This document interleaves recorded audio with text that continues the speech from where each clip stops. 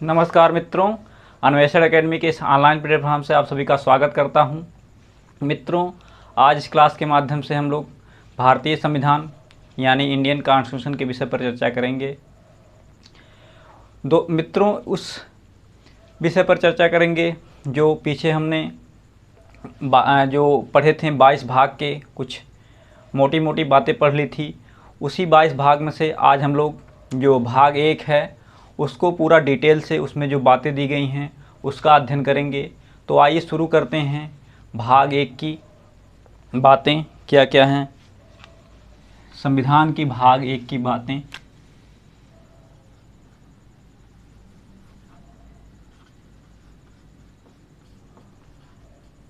भाग 1, जैसा कि आप लोगों को हमने पीछे भी बताया था, हमारे संविधान में यानी हमारे मूल संविधान में कुल 22 भाग, जबकि गणना की दृष्टि से वर्तमान में 25 भाग हैं। और आर्टिकल के इसी में जो आर्टिकल दिए गए हैं मूल संविधान में 395 अनुच्छेद और वर्तमान के संविधान में गणना की दृष्टि से 465 अनुच्छेद निहित हैं। तो उसमें से हम लोग भाग 1 के जो इम्पॉर्टेंट अनुच्छेद हैं उसके बारे में आज हम लोग अध्ययन करेंगे। तो आइए देखते हैं भाग 1 में क्या बातें कही गई हैं। भाग 1 में दोस्तों हम लोग ने पीछे देखा था क्या कहा गया था। भाग 1 में भारत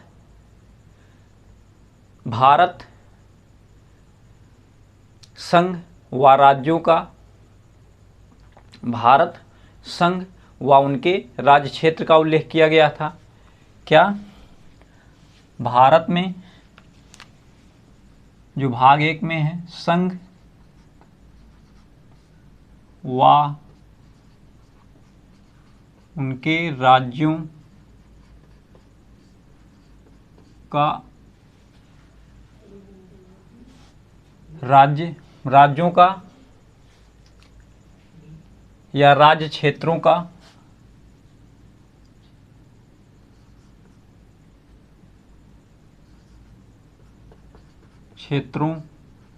उल्लेख है। संघ व उनके राज्य क्षेत्रों का उल्लेख किसमें किया गया है? भाग 1 में। नेक्स्ट वहीं अगर हम लोग देखें इसमें जो आर्टिकल दिए गए हैं, आर्टिकल की बात कर लें हम लोग।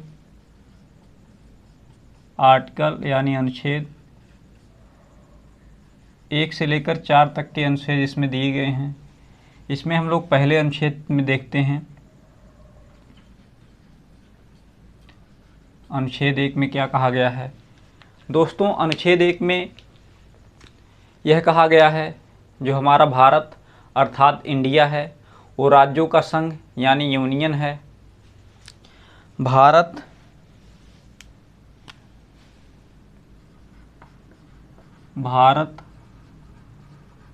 अर्थात इंडिया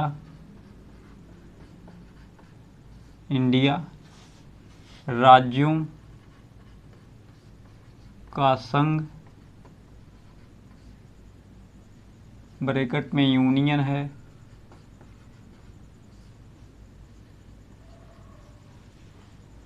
राज्यों का संघ यानी यूनियन है। दोस्तों, इसकी अगर हम बात करें राज्यों की, तो राज्यों को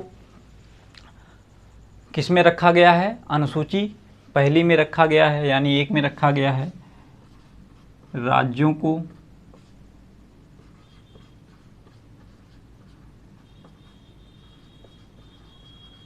अनुसूची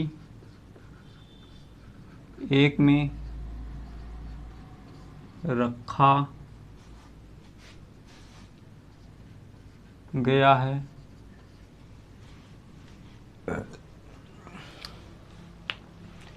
ये तो बातें रही इसकी इतनी। नेक्स्ट अगर इसी में हम देखें, जो हमारा भारत अर्थात इंडिया राज्यों का संघ यानी यूनियन है। पहले हम लोग एक शब्द दिया है यूनियन के बारे में समझते हैं। क्या विशेषता है यूनियन शब्द की? यूनियन दोस्तों हमारे जो संविधान में कनाडा के तरह हमारे संविधान में भी यूनियन शब्द भारतीय संविधान में लिया गया। किसके द्वारा लिया गया? Doctor B.R. अम्बेडकर के द्वारा यह शब्द भारतीय संविधान में जोड़ा गया। इसके रखने के दोस्तों 2 लाभ हैं। क्या? इसके रखने के 2 लाभ हैं। इसमें पहला लाभ तो ये है जिसमें हमारा भारत एक अखंड भारत है, जिसमें जो हमारे भारत में 28 या 8 केंद्र शासित प्रदेश हैं, इसमें से यह यूनियन शब्द के माध्यम से यह बताया गया है कि जो भारत है उनके जो राज्य हैं वो किसी भी कीमत पर वह भारत से अलग होकर नहीं रह सकते। यानी भारत से अलग होकर कोई अलग अपना देश नहीं बना सकते। फॉर एग्जांपल हम लोग देखें, जैसे राजस्थान है, वह अगर चाहे कि हम टूटकर अलग देश बना लें, क्षेत्रफल की दृष्टि से राजस्थान सबसे बड़ा राज्य है, वह चाहे कि हम तो सबसे बड़े राज्य हैं, हम टूटकर अलग देश बना लें, तो ऐसा नहीं कर सकता, क्योंकि हमारे संविधान में यूनियन शब्द का प्रयोग किया गया है। इसके तहत पहले ही बता दिया गया है कि भारत का कोई भी राज्य भारत से अलग नहीं हो सकता है। नेक्स्ट हम बात करें इसी में संघ की इंग्लिश दोस्तों फेडरेशन होगी। क्या? संघ की इंग्लिश फेडरेशन होगी। संघ का तात्पर्य है कि जिस देश में संघ होते हैं वहाँ से राज्य को अलग होने का अधिकार होता है। जैसे एग्जाम्पल में हम लोग देखें, अमेरिका जैसे देश, वहाँ संघ जैसी व्यवस्था की गई है। वहाँ से राज्य टूटकर अलग हो सकते हैं, अपना अलग देश का निर्माण कर सकते हैं, लेकिन बशर्ते ऐसा देखा नहीं जाता है। जहाँ पे लोग ज़्यादा पढ़े लिखे होते हैं वहाँ पे ऐसी व्यवस्था होते भी लोग ऐसा नहीं करते हैं। तो ये तो बात हो गई हम लोग की संघ यानी फेडरेशन की। यहाँ से क्वेश्चन भी बनता है कि भारत राज्यों का ... करके है। ऑप्शन में दे देगा संघ है, परिसंघ है, यूनियन है, नन ऑफ दीज। तो आप लोग को उसमें टिक करना रहेगा। अक्सर हम लोग पढ़ते हैं कि भारत राज्यों का संघ है, ऑप्शन देखते ही संघ मार देते हैं, लेकिन दोस्तों वो क्वेश्चन एकदम गलत हो जाएगा। इसमें आप लोग विशेष ध्यान दीजिएगा कि संविधान में विशेष तौर से यूनियन शब्द का यूज किया गया है। यूनियन शब्द की विशेषता हम लोगों ने देखी कि क्या है विशेषता इसकी। तो ये बातें हो गई यूनियन की। नेक्स्ट बात करें तो राज्यों की संख्या। भारत में राज्यों की संख्या बात कर लें, राज्य 28 हैं, जबकि केंद्र शासित प्रदेश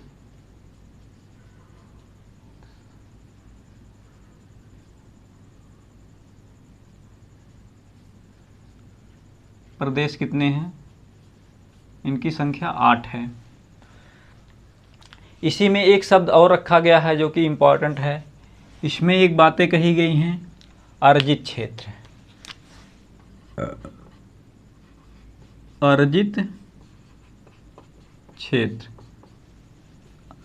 अर्जित क्षेत्र की दोस्तों बात करें तो अर्जित क्षेत्र वर्तमान में भी 0 है। अर्जित क्षेत्र का तात्पर्य है कि वह ऐसा क्षेत्र जो वर्तमान में भविष्य में कोई पड़ोसी देश से उस देश से कुछ भूभाग टूटकर भारत में आता है तो उसे हम अर्जित क्षेत्र कहेंगे। फॉर एग्जांपल हम लोग देखें, जैसे पाकिस्तान ने हमारे कुछ भाग को ले लिया है। अगर भविष्य में कभी ऐसा चांस बना कि उस भाग को वापस लाया गया तो वो अर्जित क्षेत्र के तहत आएगा। तो अर्जित क्षेत्र का तात्पर्य यही होगा कि भविष्य में कभी अगर कोई पड़ोसी देश के कोई क्षेत्र अगर आना चाहता है या वहाँ के कोई राज्य भारत में आना चाहते हैं तो अर्जित क्षेत्र के तहत आ सकता है। ये तो दोस्तों रही हमारे आर्टिकल 1 की बात। नेक्स्ट देखते हैं आर्टिकल 2 में क्या कहा गया है। आर्टिकल 2 यानी अनुच्छेद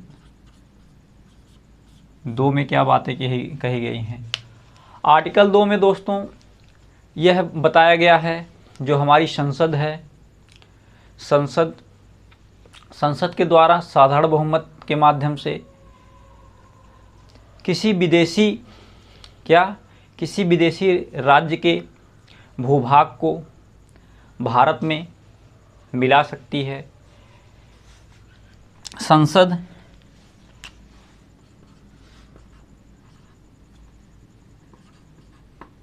संसद साधारण बहुमत के माध्यम से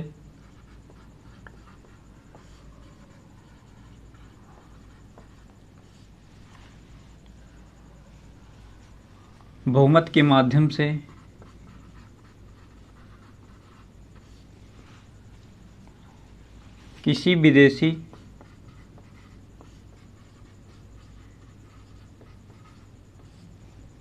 राज्य या उसके क्षेत्र को भारत में मिला सकती है। क्षेत्र को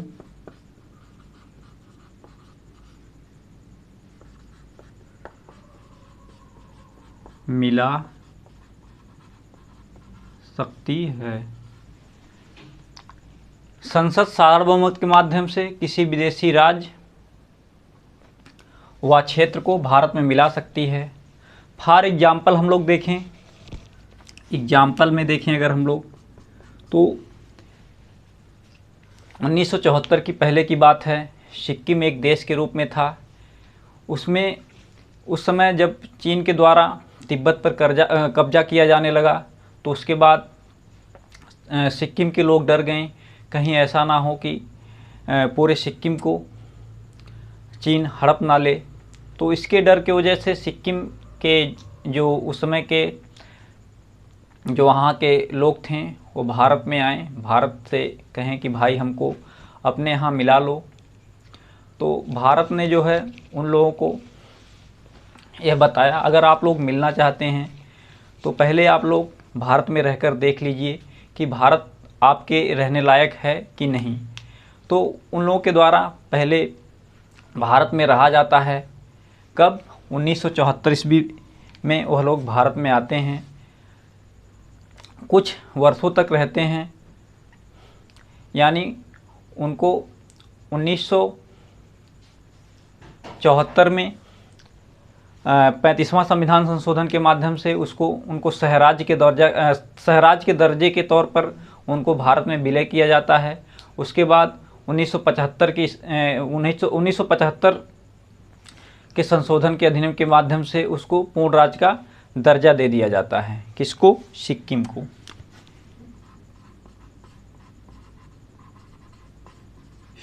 को।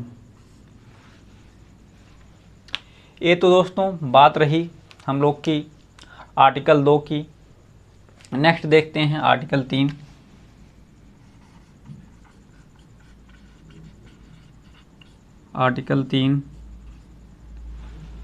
आर्टिकल 3 की दोस्तों बात कर लें हम लोग, तो आर्टिकल 3 में क्या कहा गया है? आर्टिकल 3 में यह कहा गया है कि संसद साधारण बहुमत के माध्यम से जो हमारा देश है, उस देश के किसी राज्य, वहाँ के सीमा, नाम या नए राज्य के गठन संबंधी अधिकार प्राप्त है। किसको? संसद को। संसद चाहे तो राज्य के किसी सीमा, उस क्षेत्र के या राज्य के नाम में परिवर्तन कर सकती है या नए राज्य का गठन कर सकती है।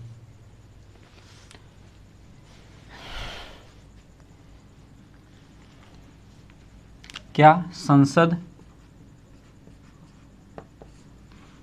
साधारण बहुमत के माध्यम से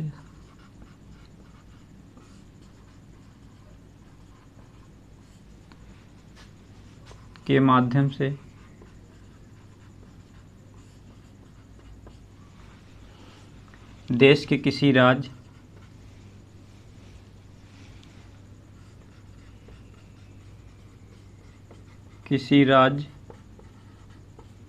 व क्षेत्र के सीमा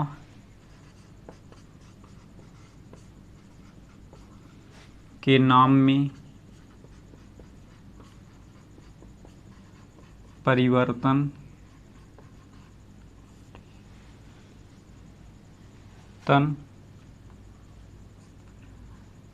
तथा नए राज्य का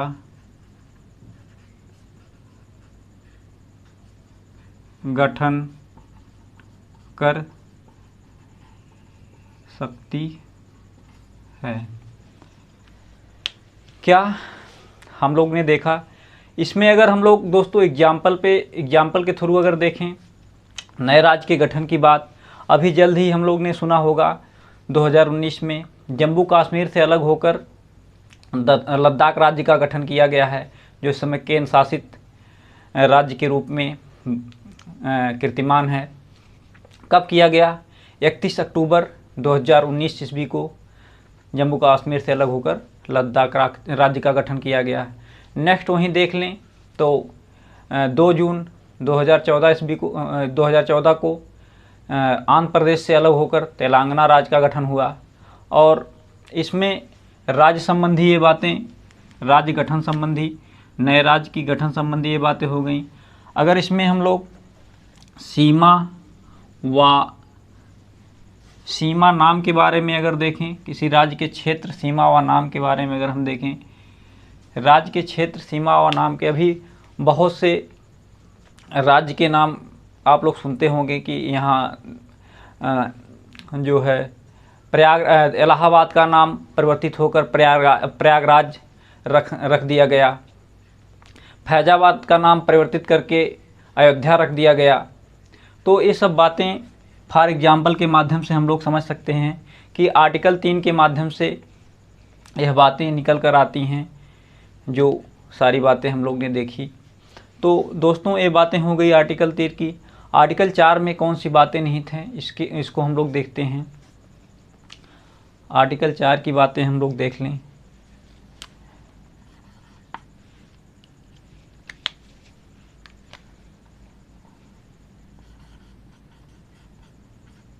यानी अनुच्छेद 4 में क्या कहा गया है?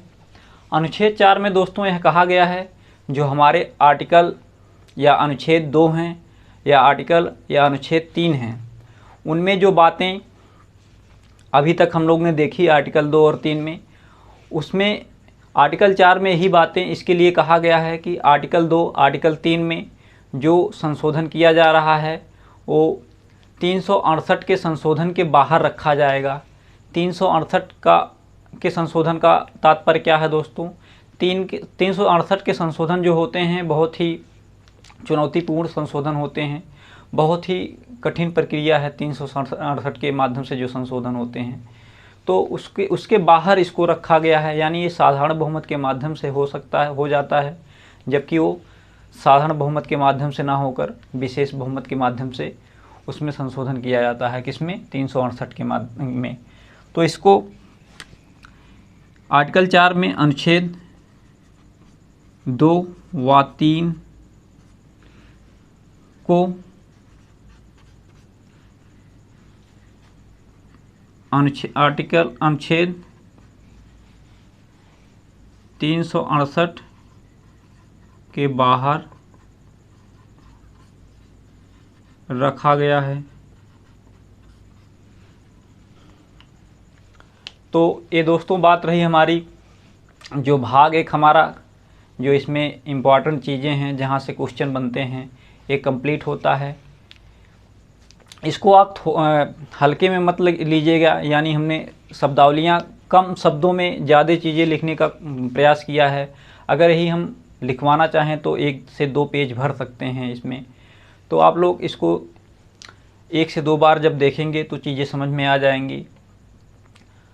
अगर समझ में ना आई हों तो एक बार हम लोग रिवाइज कर लेते हैं, जिससे चीज़ें याद हो जाएं। बात करें हम लोग भाग 1 की। भाग 1 में क्या कहा गया है? जो संघ व उनके राज्य क्षेत्र का उल्लेख किया गया है। किसमें? भाग 1 में। इसमें जो 1 से लेकर 4 आर्टिकल निहित हैं उसके बारे में देख लेते हैं। 1 में क्या कहा गया है? भारत अर्थात इंडिया राज्यों का संघ यानी यूनियन है। संघ और यूनियन के बारे में हमने विशेष तौर से जाना समझा कि यूनियन क्या है, संघ क्या है। उसी में हमने देखा राज्यों को किस में रखा गया है, अनुसूची 1 में रखा गया है। राज्यों को अगर सही से पढ़ना है तो अनुसूची 1 में पढ़ेंगे तो सारी चीज़ें क्लियर हो जाएंगी। वहीं अर्जित क्षेत्र की बात भी हम लोग समझी। आर्टिकल 2 में संसद को यह अधिकार प्राप्त है कि संसद साधारण बहुमत के माध्यम से देश के किसी पड़ोसी देश के उसके यहाँ के भूभाग को या क्षेत्र को भारत में मिला सकती है। कौन? संसद साधारण बहुमत के माध्यम से। एग्जाम्पल में हमने देखा कि सिक्किम जैसे देश भारत में मिलकर राज्य का दर्जा प्राप्त करते हैं। वहीं आर्टिकल 3 में हमने देखा कि संसद को अधिकार प्राप्त है कि संसद साधारण बहुमत के माध्यम से देश के राज्य जो हैं, राज्य में जो राज्य के नाम व उसकी सीमा, राज्य के नाम, सीमा क्षेत्र इत्यादि का परिवर्तन कर सकती है और तथा नए राज्य का गठन कर सकती है। किसमें? आर्टिकल 3 में। वहीं आर्टिकल 4 की बातें करें तो आर्टिकल 4 में 2 और 3 को अनुच्छेद 368 के बाहर रखा गया है। तो दोस्तों, ये रही आज की महत्वपूर्ण भाग की बातें, और आज की क्लास हम आज यहीं पर विराम देते हैं। मिलते हैं नेक्स्ट वीडियो में और कुछ इम्पोर्टेंट टॉपिक के साथ। तो आज के लिए बहुत बहुत धन्यवाद।